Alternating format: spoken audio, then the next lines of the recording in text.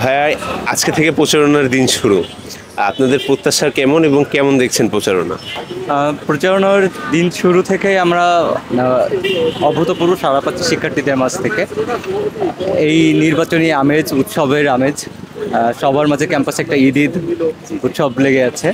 এখন আমাদের কাছে সাধারণ শিক্ষার্থীদের প্রত্যাশা যেমন ছিল এবং তারা সেটা এই গত কয়েকদিনে নির্বাচনী আচরণ বিধিমালা সব সব ঠিকঠাকভাবে মেনে চলার এবং সব দিক দিয়ে তাদের প্রত্যাশা মেনে চলার জন্য এবং তাদের কথা শিক্ষার্থীদের ভাষায় কথা বলার জন্য আমরা যতটা আশা করেছিলাম তার থেকে বেশি আমরা গ্রহণযোগ্যতা পাচ্ছি এখন পর্যন্ত। আমরা এখন পর্যন্ত আপনার কাছে কি মনে হচ্ছে যে নির্বাচনকে কেন্দ্র করে কোনো ধরনের ষড়যন্ত্র অথবা নির্বাচন কোনোভাবে সংকটের মুখে পড়েছে কি না, আপনার কাছে কি মনে হয়? দেখেন, শুরু থেকে 5 আগস্ট পরবর্তী সময়ে আমাদেরকে ক্যাম্পাসে তো নানাবিধভাবে আমাদের অগ্রযাত্রাকে হ্যাম্পার করার চেষ্টা করা হয়েছে।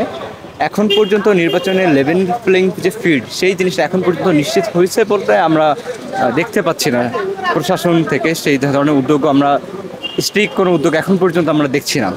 এবং প্রার্থীদের মাঝে অন্যান্য যে প্রার্থীরা আছে তাদের মধ্যে যেমন তারা যেন হয়েছে প্রথা ভাঙা রাজপুত্র বা রাজকুমার, সেভাবেই তারা আগাচ্ছে।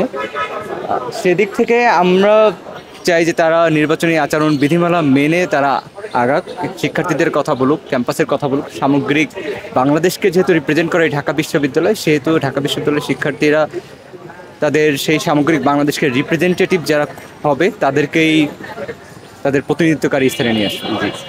বাংলাদেশ জাতীয়তাবাদী ছাত্র দলের এই প্যানেলটা থেকে সাধারণ শিক্ষার্থীদের প্রতি আপনাদের বার্তাটা কি থাকবে?